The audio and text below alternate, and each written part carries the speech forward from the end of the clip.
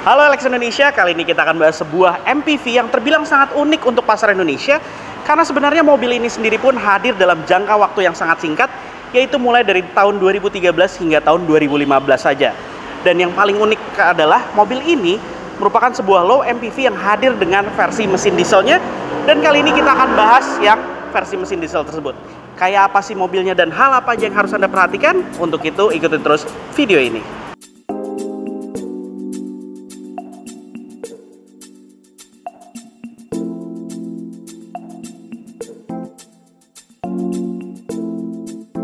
Secara penampilan bisa dikatakan sebenarnya desain dari Chevrolet Spin ini mirip-mirip dengan saudaranya yang lebih maskulin, yaitu adalah SUV Trailblazer.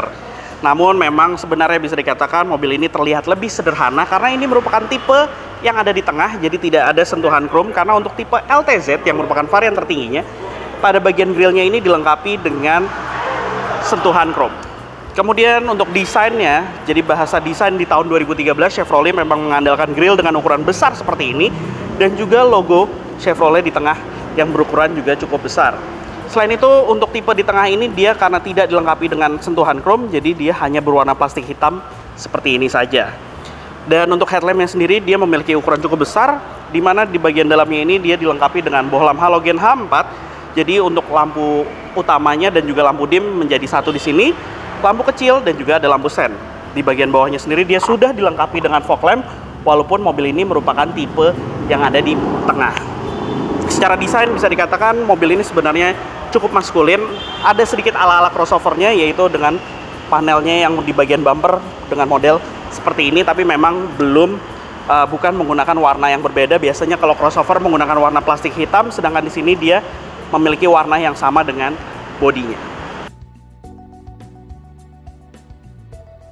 Chevrolet bisa dikatakan adalah pelopor yang menggunakan mesin diesel di dalam segmen low MPV, yaitu pada Spin ini, di mana dia hadir dengan pilihan mesin diesel berkapasitas 1300 cc yang dilengkapi dengan turbo intercooler, sehingga mobil ini bisa dikatakan memiliki tenaga yang sangat besar dalam hal torsinya.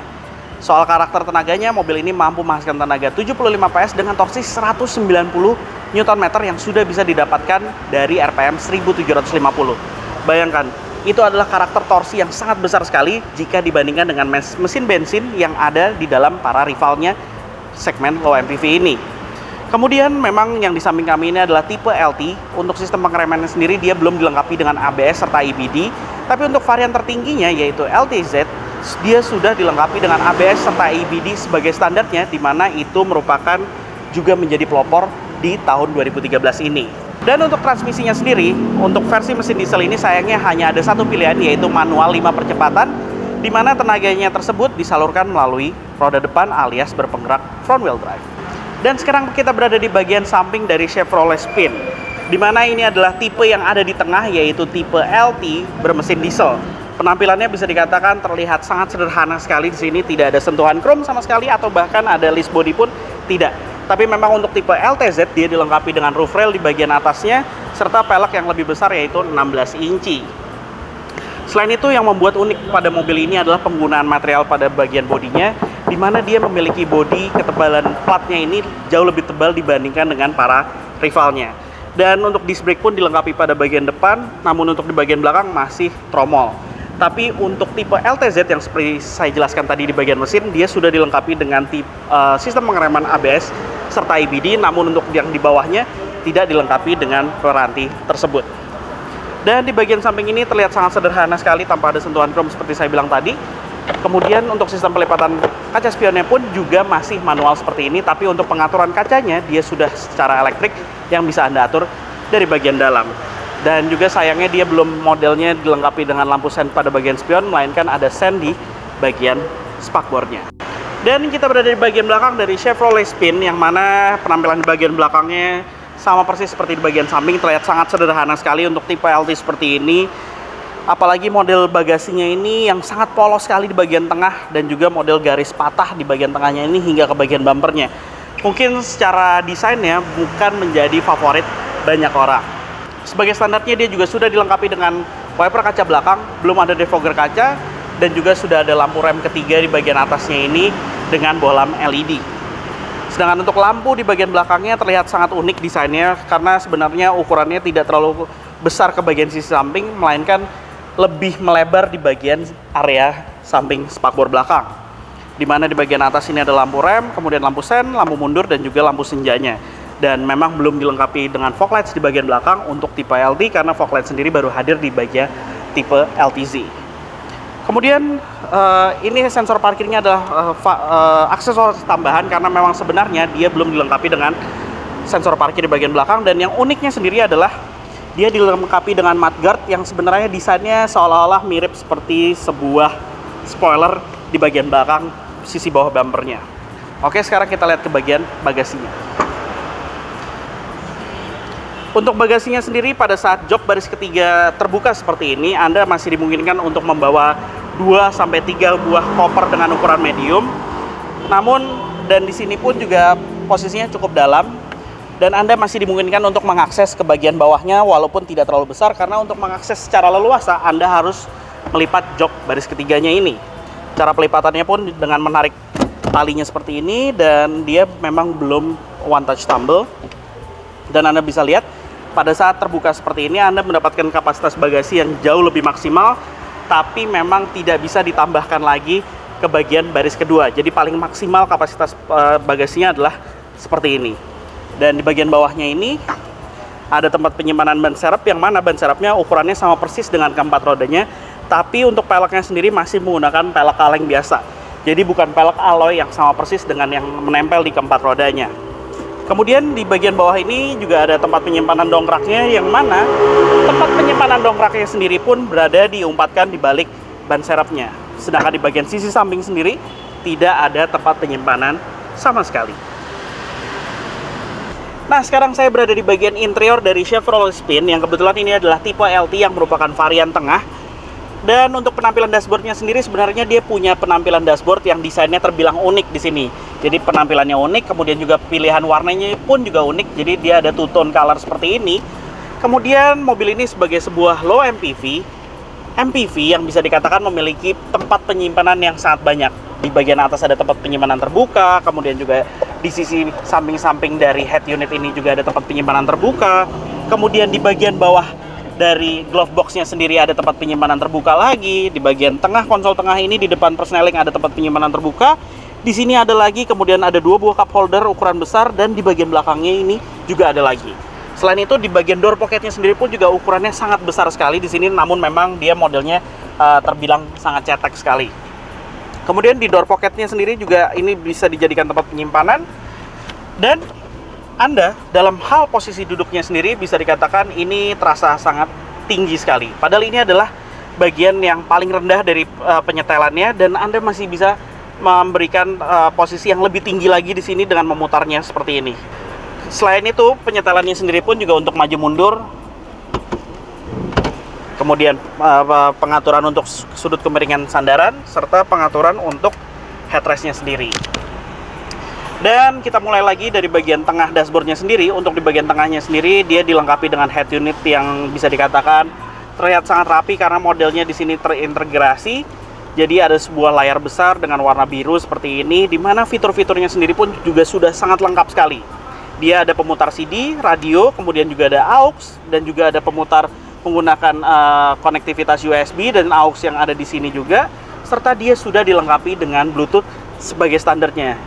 Selain itu, karena dia sudah dilengkapi dengan Bluetooth, otomatis pada saat Anda melakukan konektivitas melalui Bluetooth menggunakan smartphone Anda pun juga dimungkinkan untuk mengangkat telepon pada saat ada panggilan masuk dari head unit ini, dan secara hands-free. Kemudian di bagian bawah head unitnya sendiri ada beberapa tombol di sini. Di sisi kiri adalah tombol untuk central lock, tombol untuk hazard, dan juga di bagian kanan adalah tombol untuk mengaktifkan atau menonaktifkan AC di bagian belakang. Lanjut bagian bawah, di bagian bawahnya sendiri adalah kontrol unit AC, di mana seluruhnya ini masih model analog, masih model putar seperti ini, dan terlihat sangat sederhana sekali. Di sisi kiri adalah pengaturan untuk suhunya, kemudian di bagian tengah adalah pengaturan untuk blower AC, dan di bagian kanannya ini adalah pengaturan untuk katup udara luar dan bagian dalamnya. Lanjut ke bagian instrumen cluster. Di bagian instrumen clusternya sendiri di sini terlihat sangat futuristik karena penggunaan warna biru, dan di sini menggunakan layar digital dengan ukuran sangat besar, di mana di dalam layar digital tersebut menampilkan odometer dan trip meter, kemudian juga kecepatan dan juga sisa tangki bahan bakar.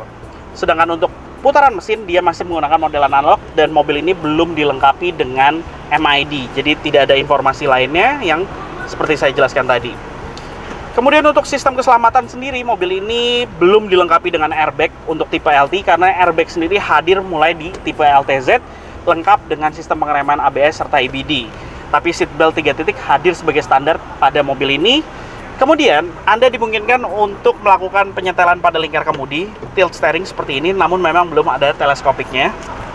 Kemudian di bagian belakang dari lingkar kemudi, di sisi kiri adalah pengaturan untuk wiper kaca depan lengkap dengan wiper kaca belakang, sedangkan di sisi sebelah kanan adalah pengaturan untuk lampu sen dan juga lampu dimnya.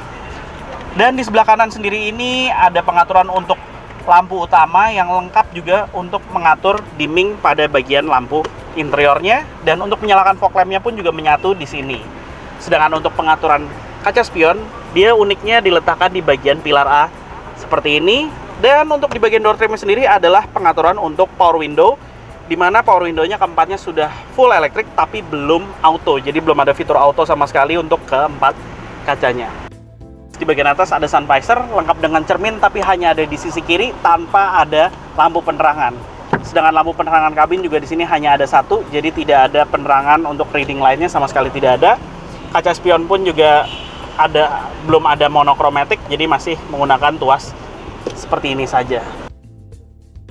Dan sekarang saya berada di bagian baris kedua dari Chevrolet Spin di sini, di mana di bagian belakang tempat penyimpanannya juga masih banyak. Anda mendapatkan backseat pocket, kemudian juga door pocket dengan ukuran yang sama besar, hampir sama besar dengan bagian depan, dan di bagian pintu pun ada tempat penyimpanan lagi. Tapi yang saya kurang sukai dari mobil ini sendiri adalah dalam hal posisi duduknya. Jadi di bagian belakang ini bisa dikatakan sebuah MPV yang masih memiliki legroom yang cukup lega di sini. Ini adalah posisi mengemudi saya dengan postur saya 165 cm. Anda bisa lihat legroom masih ada, headroom juga masih ada.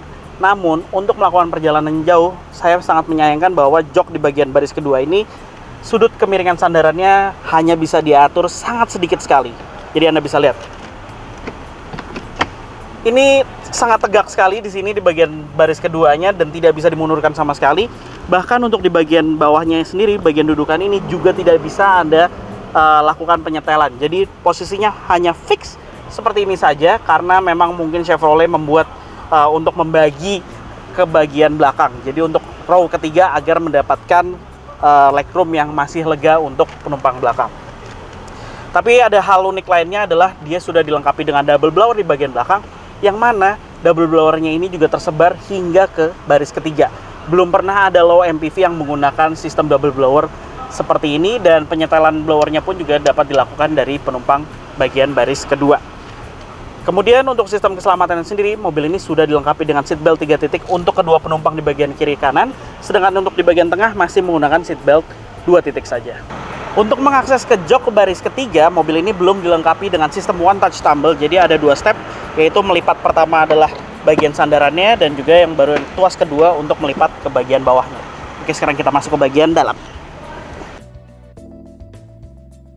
Duduk di bagian baris ketiga dari Chevrolet Spin ini bisa dikatakan tidak akan membuat Anda nyaman, apalagi pada saat Anda melakukan perjalanan yang sangat jauh. Karena bisa dikatakan di sini adalah jok di bagian bawahnya ini yang terasa terlalu rendah posisinya, jadi Anda bisa melihat bahwa paha Anda tidak tertopang dengan sempurna di bagian belakang ini, serta sudut kemiringan sandaran yang sama sekali tidak Anda dapat atur kemiringannya, jadi posisinya terasa sangat tegap sekali di sini. Jadi akan membuat Anda mungkin akan terasa mual pada saat Anda melakukan perjalanan yang sangat jauh. Apalagi penyetelan hanya bisa dilakukan di bagian headrestnya saja. Dan juga masih ada sedikit keuntungan, yaitu adalah kaki Anda yang bisa masuk ke bagian bawah dari jok baris kedua. Tapi menurut saya di sini dengan postur saya yang 165 cm saja, ini terasa kurang nyaman sebenarnya di bagian belakangnya. Dan memang sebenarnya di sini juga hanya mampu untuk mengangkut 2 orang penumpang dewasa saja, karena tidak dimungkinkan untuk mengangkut 3 orang dewasa yang dikarenakan adalah ruangannya yang cukup sempit. Kemudian di bagian sisi samping-sampingnya ini Anda mendapatkan 2 buah cup holder, jadi masing-masing satu di sebelah kanan dan juga di sisi sebelah kiri, dan ada sebuah tempat penyimpanan lagi di bagian atasnya ini, serta Anda juga mendapatkan armrest di bagian atas.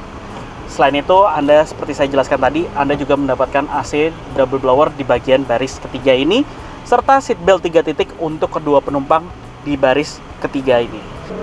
Jadi begitulah review mengenai Chevrolet Spin LT bermesin diesel ini. Nah, hal apa aja sih yang harus Anda perhatikan saat ingin membeli mobil ini? Chevrolet Spin Diesel ini sebenarnya memiliki mesin yang sudah berteknologi tinggi karena dia dilengkapi dengan common rail dan juga turbo serta intercooler. Sehingga Anda dalam memilih mobil ini harus dengan seksama memperhatikan di bagian mesinnya. Pada saat Anda menyalakan mesin, dengarkan apakah suara mesinnya terdengar kasar atau tidak. Karena memang sebenarnya Chevrolet Spin bermesin diesel ini sudah memiliki mesin diesel yang suaranya itu terbilang halus. Selain itu juga perhatikan di bagian turbonya apakah ada kebocoran oli atau tidak. Dan juga rasakan pada saat Anda melakukan test drive apakah tenaganya masih terasa bertenaga atau malahan terasa mengempos. Karena memang sebenarnya mobil ini tidak diperbolehkan untuk menggunakan solar bersubsidi, melainkan Anda harus menggunakan solar yang paling minimal adalah Dexlite. Dan memang sebenarnya itu dikarenakan untuk memperpanjang usia dari teknologi common rail-nya. Yang kedua, banyak sekali pengguna dari Chevrolet Spin yang mengeluhkan soal AC-nya yang tidak dingin. Karena memang sebenarnya Chevrolet Spin ini punya kelemahan di bagian kompresor AC-nya yang sering mengalami kebocoran. Dan tidak hanya di bagian kompresor AC-nya, bahkan hingga ke jalur-jalur sistem AC-nya pun juga mengalami kebocoran. Bahkan juga ke bagian dalam dashboardnya seperti evaporator dan juga ekspansi yang mengalami kerusakan.